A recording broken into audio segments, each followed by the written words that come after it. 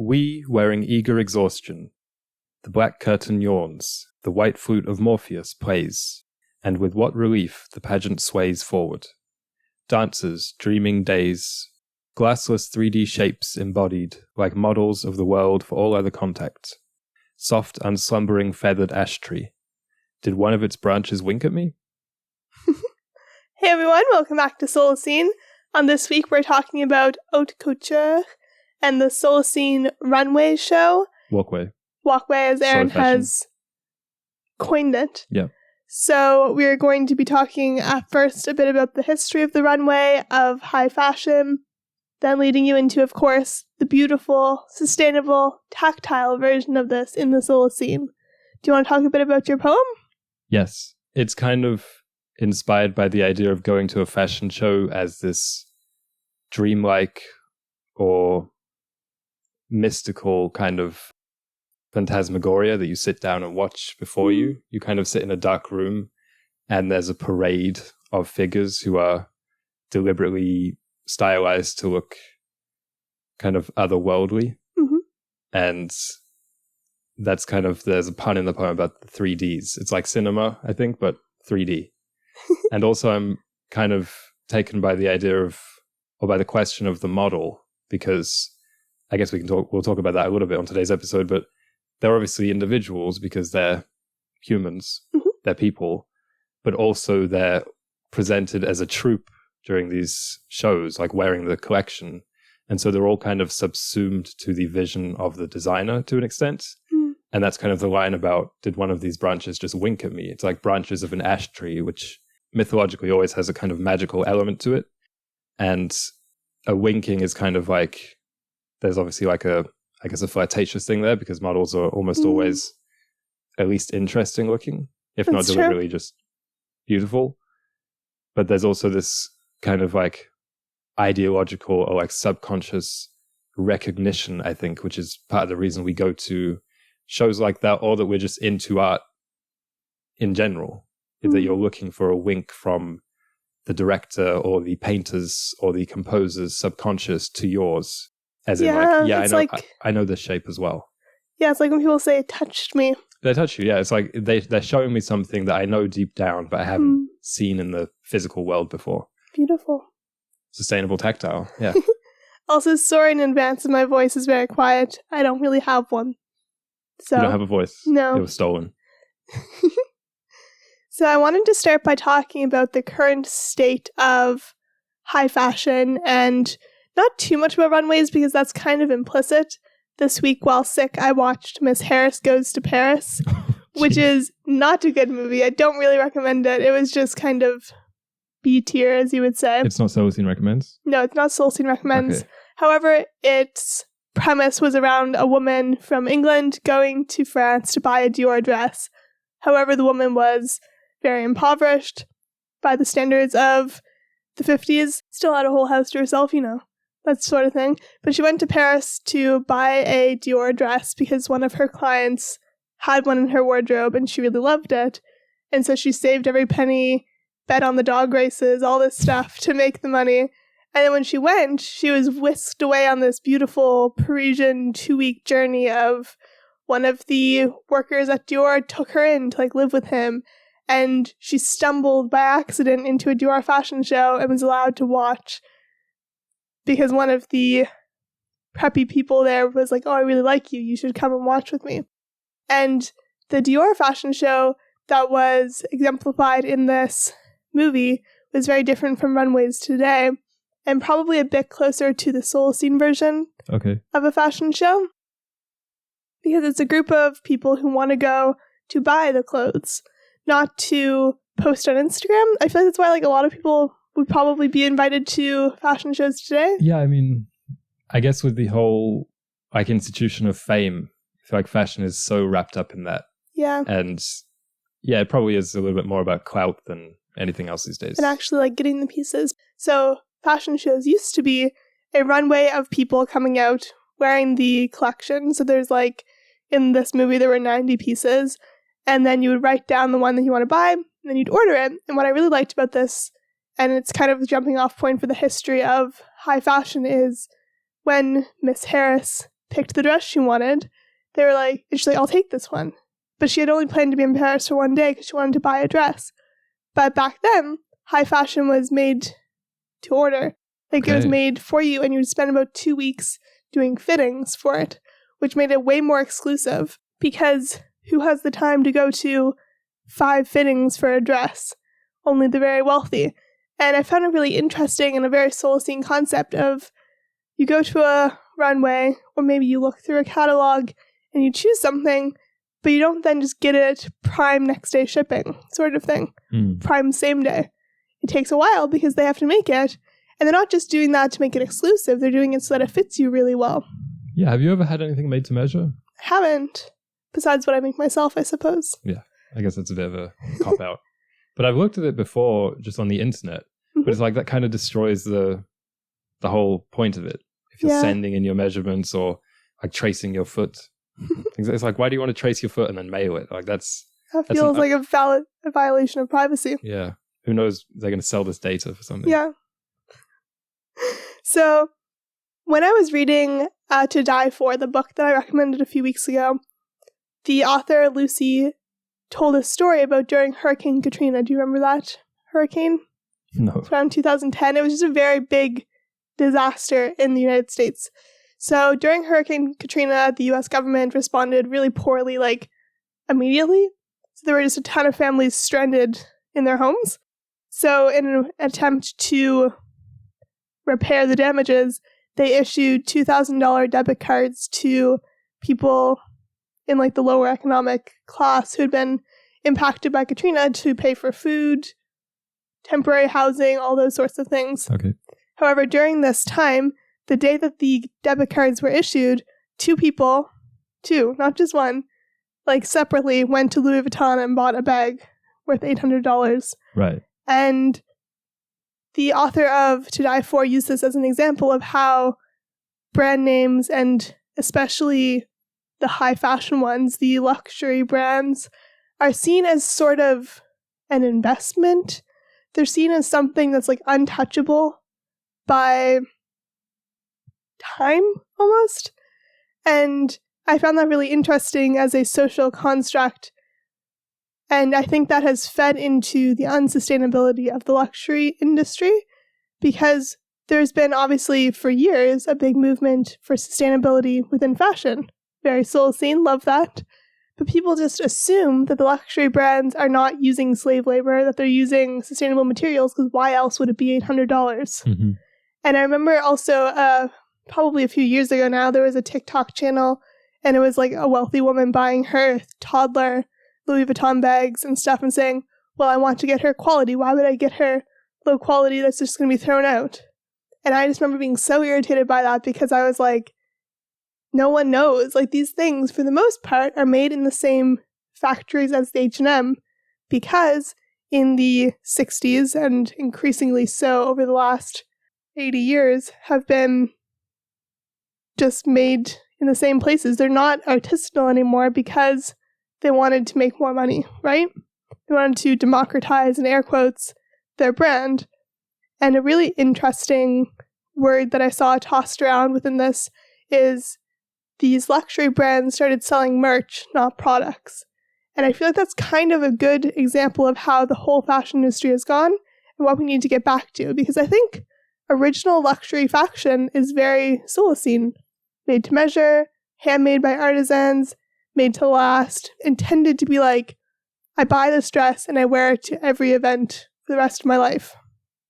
Yeah, I mean, maybe we could also add even a third category into that kind of conveyor belt, which is, or that timeline, which is starting with art, and then it went to products, and then it went to merch, which kind of just seems like a pejorative term for product, but I feel like people know what we mean.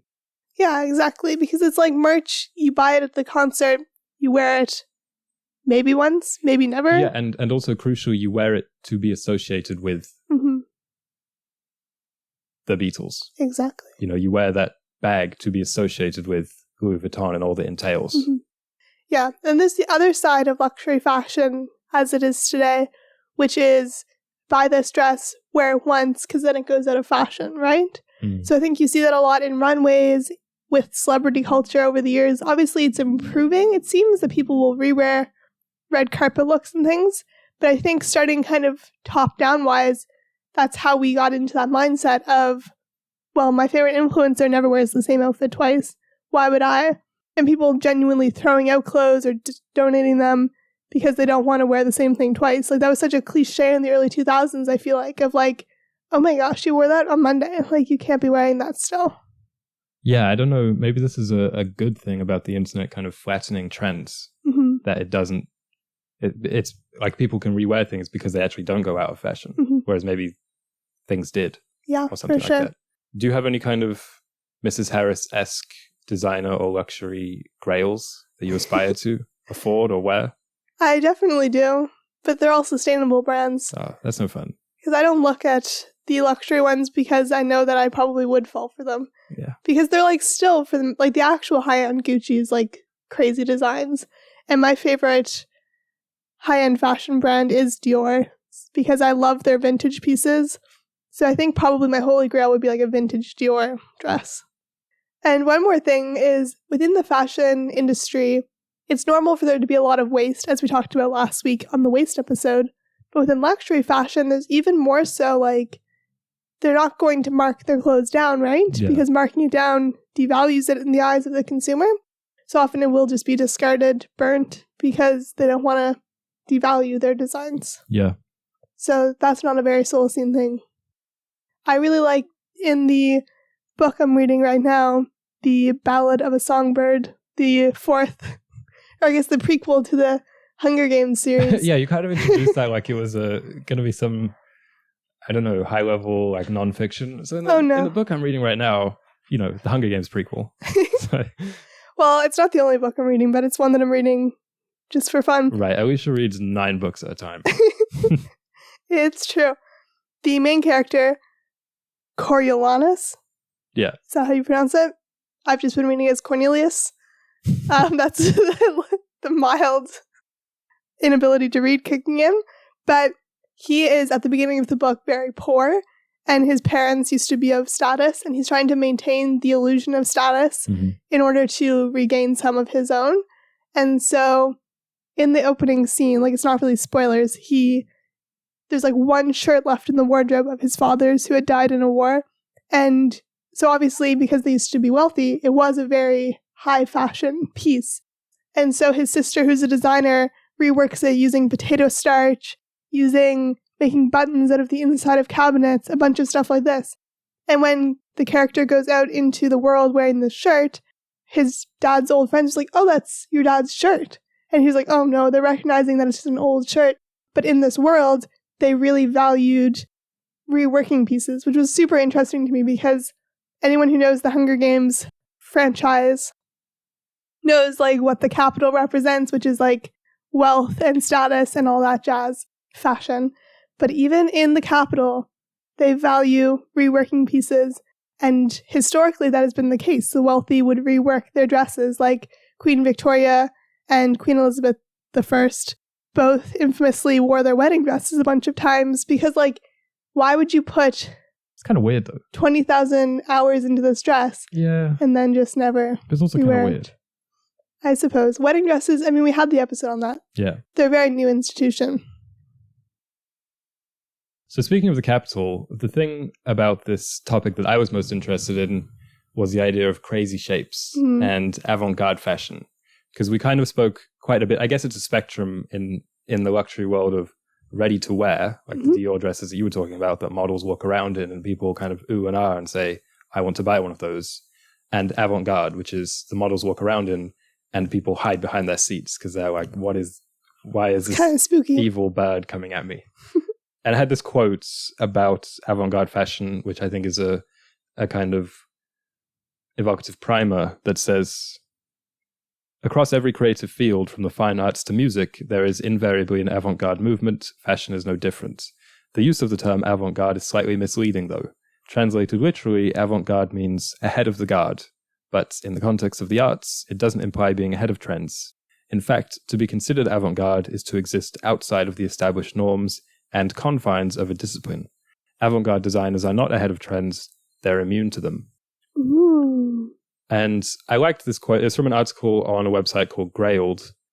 It looks at avant-garde not through a kind of retrospective lens, which is that, oh, people dress like this and we can trace it back to such and such fashion show, which looked wild at the time. It just looks at the fashion show, which is wild at the time. And the article also went on to mention the significance of how runway collections, especially the more avant-garde they are, should be considered less in terms of individual garments and much more in terms of the outfit as a whole, or even the collection as a whole, right? Like the whole model after model, the succession of people, which I thought was neat. And I was like, is it kind of weird or somehow unaesthetic that average people like you and I don't do that? You know, like we mix and match clothes, and it's like, we don't mix and match limbs. You know what I mean? Like our bodies always look the same. Yeah, that makes sense. I was just raising the question. I don't think it's that weird. Conception. I feel like for women, maybe because they have dresses, it's much more common that you'll hear them talking about, I bought a new outfit, or I love that outfit. For men, it's like, you can't say that kind of thing. Your pants are always neutral. It's always probably like your shirt. Men's pants. Yeah, maybe that's the point. Maybe it's like for clothes, men just have half a body. Yeah, I think that's the case. Nice tie even. You just have one so strip. It's just a little sliver of your body. Nice tie. Oh, nice watch. It's just like 1/16 of your arm. Oh, poor men. Yeah, men have it hard. I was also disputing that quote that I read a little bit, not really taking issue with it because I think it was just a concise way of putting it. But when it says avant-garde designers are not ahead of trends, they're immune to them, I don't think that's always the case. I think it can also be that they somehow absorb everything that's happening and abstract it into things that look immune to trends. Like, for instance, streetwear, right? Like that's just kind of a big trend, kind of grassroots, that people wear these kind of things, and then it makes it kind of into avant-garde fashion when they take a puffer jacket and make it like 10 times the size. Yeah, that's the example I was thinking of too. And that's what I meant, like, you're in the show and did one of those models just wink at me? It's like, that's a, you know what I mean? Like they're referencing the same unified conscious or kind of subconscious aesthetic that you yourself know well. Absolutely. Yeah, I think a lot of the modern avant-garde designers, they do that. They absorb everything and you can kind of see elements of trends in it. Or the other way around, they do in fact end up influencing trends. Yeah, I think it's both. I think it's a feedback. Yeah. And I was thinking about ways that we could kind of make this relationship between avant-garde, I guess art in general, but specifically fashion, just the shapes, the model that looks like a big worm, and the regular Joe's wardrobe, how we can make this feedback or this relationship more Solacene. And I had a few points. One is regarding opportunity. This is kind of a very practical point, but I think most people, you get your wedding, you get maybe the 5 or 6 weddings that you go to, but you don't get that many opportunities in your whole life to just wear something. Dress up. To dress up. That's the point. And I think that's another reason we love Halloween so much. It's true. It's like you got weddings, you got Halloween. Aside from that, there's not that many options. So I was thinking maybe, you know how you'll see like amateur productions of Shakespeare or accessible performances of dance in the park? Like maybe there could be community symposiums or runways or fashion shows or something like this. Yeah, that was my main point about the Solacene fashion show. Okay. Was that I think there should be local ones. There definitely used to be. I mean, even in the mall here in Montreal, and I remember in Halifax, there were runways just in the mall. Yeah. So it's like... But was that for the stores, though? It could have been for the stores, but stores also used to be more artisanal. It used to be made there and at least designed locally. And I just think there's probably plenty of people who, if given the chance, would choose the career of designer. Even going to a ball.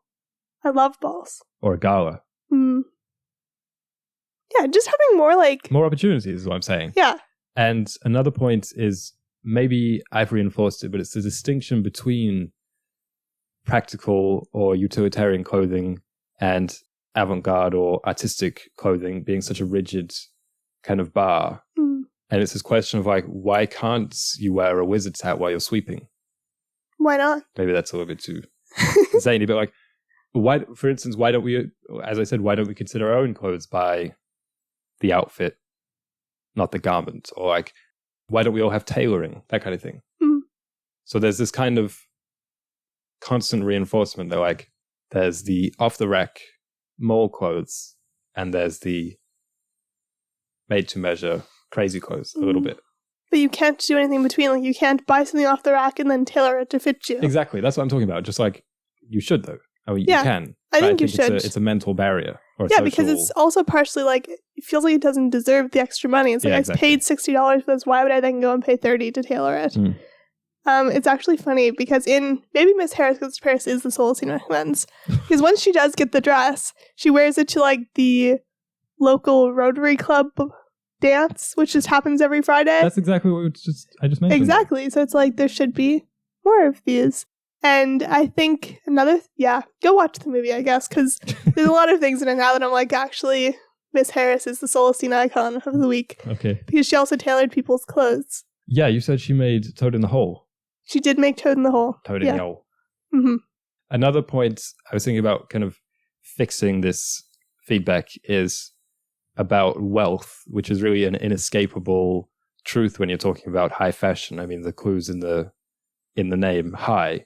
But maybe your H&Ms and Zara's, which aim to kind of bring designer fashion at a lower price point. Maybe they also reinforce the kind of class divide a little bit, because there's like, they have the real stuff, you buy the plastic. Yeah, definitely. It was like the other day I had on a jacket, and there's a very famous like Chanel tweed. Like, when I say that, anyone who's into fashion knows what I mean. And so the jacket I was wearing had a tweed pattern, and someone like made fun of me because I was just wearing it to clean the yoga studio. And they were like, Chanel, wow. And I was like, it's just a tweed jacket. Right. Which used to be associated with poverty and like low-end garments. But then now it's associated with Chanel. But then I felt kind of bad for someone thinking that, because it was just, thrifted. Well, I don't think they thought that. I think they were making fun of you. Exactly. Yeah. And I feel like that's kind of how the Zara's reinforce this, of like, you're never going to actually feel proud wearing it, even if it's a nice piece of clothing, because you know you didn't pay that much for it. I think there's a third way out. And also, I don't think people should feel bad for wearing H&M's or whatever. I mean, only the sustainability impacts. That's the only reason. It's not that's why you should feel bad. Yeah, that's why you should feel bad. But I just think there's other ways of doing things. And one is not being so wedded to the name Chanel anyway, or not being so, I guess, reverent of like that. But also, you have terms like Patagucci. People say that about Patagonia, right? Like, it's such a big complex about designer versus, I guess, lower or more consumer-friendly brands. It's such a weird psychological and social thing. And then my final point is about fun, because when I was talking about fun in F-U-N in air quotes, but like when I said about wearing the wizard hat while sweeping, people might be like, well, yeah, fashion. People should just be more playful and fun. And I think that's part of it, but I don't think that's the entirety of it, because I think most people, or a lot of people anyway, don't want to be playful or have fun. So it's very impractical sometimes. The way I would characterize this is as not fun, but emotion. So if you don't want to feel playful and funny, don't, wear the wizard's hat. But maybe you want to feel creative, or maybe you want to feel strong, or maybe you want to feel beautiful. I don't know, successful or romantic. Basically, it's the idea that you will feel the way you dress. Yeah. And I think that is very much represented in avant-garde to a completely abstract level. Like, it's not like I'm going to wear a nice suit and tie to feel professional. So I'm going to wear a triangle to feel powerful. To feel like a tie. Yeah. I'm going to dress as a tie. Yeah. Not wearing a tie, as one. So that's something I think we could take into account. Yeah, I think so. I think fashion's gotten pretty darn boring. Do you Even think? think about people used to wear brooches. I know you're not a big brooch boy. No, not But it's just brooch. people used to wear hats, brooches, scarves. These are all just Things. everyday things. But that's why I said on a few episodes ago, I really love sunglasses for the last few years. Exactly. They're the one thing that's very kind of avant-garde. Mm-hmm. People, it's completely accepted. You just wear these ridiculous looking goggles. And I like that. I think we could go a little bit more in that direction. I think we could as well. Speaking of directions. The garment of the week is the gilet. I'm going to talk about it broadly at first, and then I will feature our gilet, because if you didn't know, Solacene has a clothing line. What? I'm wearing it right now. You're not. But the gilet is a body warmer. It is French for cardigan or vest, and a gilet is a layer worn for warmth. I'll hand the gilet to you, Aaron. And I'll describe it for the audience. It looks like if Frodo Baggins was a French woman. Yep. She would wear one of these. Okay. And if that doesn't make you want to buy it, then I don't know what will. I know what will. Our sales pheasant. You know babies. Yeah. Those smaller humans? Small ones, yeah. Yeah, so babies also really wear gilets to keep them warm. Because babies, infamously, if they get cold, they get sick. Yeah, babies. And the thing was, babies are just small humans. And we are big humans. So if we get cold, we get sick. So gilets keep you warm. They can be worn over top of things, underneath things. And the reason I went with the funky designs, because Aaron didn't explain the design of them. All of the gilets have a fun pattern on them. They're colorful. Is because originally gilets were very fancy, embroidered. They were a piece of clothing that people were proud of because it had a purpose, but they also made them beautiful. And only recently have vests turned boring and only for runners. Yeah, I was thinking about high vis. Mm-hmm. That's the thing. Runners or people working in warehouses or babies. Yeah. So these are the gilets for the rest of us. Well said. Thank you. The gilet for the rest of us. Mm-hmm. No, we're really not good salespeople. I do like these though. They're nice. Thank you. It has kind of like crayonness to it. Mm-hmm. So if you want a gilet, hit us up. This one isn't on the website yet, but if you want this one in particular, just email us. We'll send it to you. You have to pay us, though. Yeah, just email us. We'll send it to you if you send us money. That's how buying things works. Also, even in all the Solacene. upcycled, right? Yes, of course. All upcycled. One more thing I want to talk about before we get to the big fashion show. Is that good runway music? I don't know what that was. Sorry, I'm pretty sick. Okay. I just didn't know what you were doing. Is High Street. Do you remember that place? Yeah, we've been to a few. I thought High Street was just the one in London. I didn't That's why I just said we've been to a few. Yeah, I didn't put two and two together that High Street just means the high street. Originally, that just meant the most important street. Yeah. So every town had one. Main Street, I guess is what probably would call it now, but High Street is where all the shops were, which originally were just little market carts because things were a bit more temporary and people would just come into town from their farms once every 2 weeks to sell their wares. But then the people got smarter, got more capitalist, and they bought stalls along High Street. I'm talking now specifically about the London one. And over time, those stalls, which were just selling meat, those types of staples, turned into, I can sell clothes and other less perishable things. Mm-hmm.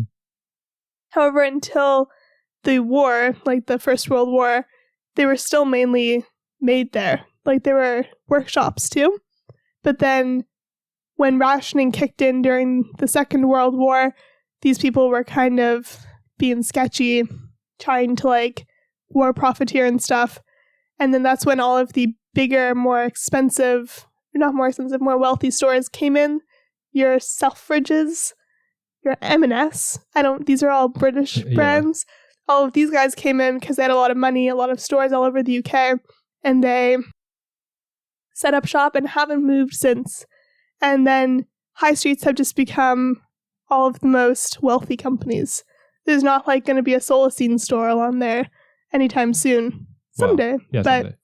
Not anytime soon, because the rent in one of these storefronts is probably like hundreds of thousands. Yeah, you have to sell like 3 gilets a month to Yeah. pay for that.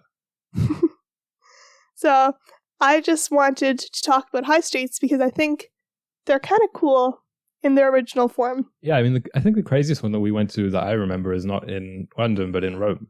Yeah. I remember that one and just being in awe as we traversed the streets and just looked into the windows and really got the sense that we wouldn't be allowed into one of those. Because when you look at places like that and when you look at clothes like that, it makes you feel like the guy from Charlie Brown with the cloud of dust around you. Just makes you feel like such a street urchin. Yeah, you and I went into Harrods, and there's kind of like a Harrods-esque place here in Montreal. It's like a department store, like Sears. Yes. But only Gucci and Valentino are being sold. You definitely feel like you can't touch anything, that they can kind of smell you. Yeah, I mean, for me, they probably can. But... Yeah, if you're not wearing Chanel No. 5, you're not allowed in. But I think we should revive high streets in a cool, sustainable way. Maybe with rotating booths. It's kind of similar to the Solacene Mall, which we designed a few weeks ago. Yeah. But I like the street aspect because it's outside. And it's still kind of fun. So in terms of designing the Solacene fashion show, that's what I went for rather than your like Eurobeats kind of. I think Eurobeats are a bit more fashion show. Yeah, but not Solacene fashion. True. So we were watching a video by one of your YouTube subscribees, which I shouted out last week, and she was critiquing all the Grammys, red carpet celebrity people. It was an old video, or VMAs or something like that. It was the VMAs. Anyway, they weren't very good. Dare I say bad? Yeah, dare I say bad. But the one line that stuck out to me was she said, you know, it seems like none of the designers knew that they'd be in front of a black backdrop and that the red carpet would be pink, I think it was. Yeah. And I was like, it's so funny because red carpets are this high-level example of tennis theory that you don't really consider because people only ever will talk about the outfits and the person wearing them, but they never take into account, I'm sure the designers must, but when we look at these things, we never take into account how the lighting is affecting it, how the backdrop and the floor is affecting it, and all that kind of thing. And so that was kind of my first jumping off point when designing the Solacene fashion show. And so the walkway, I'll just describe the architecture of it for you. Okay. The walkway, because it's slow fashion, is transparent. And it's in the shape of like a DNA helix rising up. Okay. It's like a ramp or stairway, I guess, to the heavens. It's kind of what my poem was getting at also from the start. And so the models make this slow descent and reascent. Yeah, because it's a double helix. Double helix, yeah. Okay. I think this is thematic in that high fashion is aspirational. And also, it's in contrast to so much that I see today, which is aspiring to look run down. Also had this idea that the attendees could be standing, not sitting. And maybe even encouraged to move around a little bit. Yeah, I think that's a good idea. And where they are, like on the ground level, is an orchard. Trees. And maybe on the trees could be either fabric woven in, real trees, or patterns. Sweet. Like fruit on the leaves. Okay, that's really neat. Because one thing I was thinking of the Solacene fashion show was at the end, you can buy kits to make it yourself. Because I think there'll still be ready-made stuff. However, I think the joy of fashion is personalization, as we've said time and time again. So maybe on these trees, there's the kits. You can maybe you see number 25 going down. You're like, I love that. Exactly. You go to the 25 tree That's what I'm talking and about. take the kit. Okay, love it. Plum trees. Ash trees. Also, some other points. I don't think there should be any phones, no videos, no photos, no broadcasts. Are they allowed to take notes? Yeah, whatever. But I think that in terms of making it more local, this is the way you do it. So it's not just like, oh, look, there's the new season of Dior, Mm-hmm. and we're going to broadcast it to the whole world. Yeah. And then everyone's going to look at this kind of thing. It's not like that. So this grows a kind of mythology around the show, and also means that the attendees leave inspired, each in their own way. And obviously their memory is going to alter what they actually saw. Yeah, that's what I'm picturing. So maybe Giuseppe goes to the Dior fashion show, right? But then comes back to Montreal and he does a show which is kind of inspired by Who that. is that? Just a designer. Okay. And then Felix, the designer, goes to Giuseppe's show, and then it's like the ideas are still spread. Yeah. But much more organically. Yeah, when they go to Rasmus's show and they see the space boots. Yes. It's all one thing. But I like this mythology because it's like this feeling of near religious importance that I feel like fashion often gets mocked by people not in fashion. And I think part of that is because fashion-centric events like a red carpet, like a runway, the clothes are often, at least in some part of its reputation, secondary to the celebrity, the model, the gossip, all that kind of other pop culture-y stuff. Yeah, for sure. And this one really should be a celebration of the fabrics, the clothes themselves, like this sacred geometries that we try and snip out and wear, and the proportions and the colors and those kind of winks is what I'm talking about. Yeah, because I was wondering, at the Solacene fashion show, is there a dress code? Because I feel like often when people go to fashion shows, they dress as if they want to be plucked as a model, but maybe there's just like, you have to wear all white. You have to be like neutral and let the clothes shine. I don't know. Maybe it depends. You mean because the attendees are not the focus? Yeah. I don't know. You have to actually don a cloak. That's when it gets a little culty. Well, what if they're not supposed to wear any clothes? It's like Garden of Eden. The double helix, the DNA, the trees. And then they pluck a pattern from the tree. I don't know what I'm talking about. To get the knowledge. Good and evil. Also, I think music. Yeah. What kind of music would be there? Live music. I think that's the most Solacene point. I had the idea that maybe the double helix could also function as one of those floor pianos, but I think it's a little bit too on the nose. Instead, I think there should be wind chimes. Okay. Or those synthy, crazy instruments that like you wave your arms in front of them and they make a sound. So it's kind of played by the models as they walk. Yeah, I think that's kind of cool. I like that. But basically the aim is akin to a museum, especially a modern art museum. You leave and you feel different. You view the world differently. You see more beauty in places. And that's in this way, I think it's kind of like the cinema, because this is most people's reference point. Like most people have been to a cinema, haven't been to a fashion show. But it doesn't have that cinematic immersion. Like this massive screen that you are focusing on entirely, and then when you leave, you're kind of blinking away the daylight because you've spent 2 hours in another world. It's not like that. It's more like these forms have come into our world and then they depart. Yeah, that's really neat. Then you go home and you look at your wardrobe or your sewing box and you're like, see it a little differently. Yeah. I like this. But not necessarily more critically. No. You just appreciate things more a little bit. I think that's nice. I feel that's what art should be. But art has become, you see it, you want to buy it. Well, product and merch definitely has. Yeah. What kind of clothes would they be wearing? I didn't want to get to that point because I felt like it would be stepping on your toes, and also this is kind of it's a more general model. And also we don't know like what will be big then. It's true. But I do think the clothes will be more conceptual. Yeah. More avant-garde than, oh, this is a nice blazer.